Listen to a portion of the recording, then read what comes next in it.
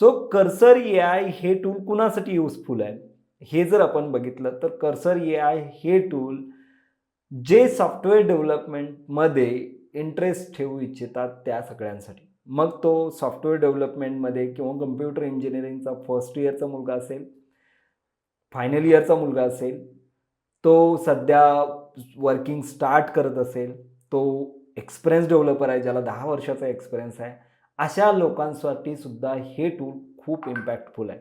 तर बऱ्याच साऱ्या लोकांना या सॉफ्टवेअरच्या टूलबद्दल माहिती नाही आहे. त्याचं रिझन हे आहे, की हे जे सॉफ्टवेअरचं टूल आहे, हे सॉफ्टवेअरचं टूल पेड आहे.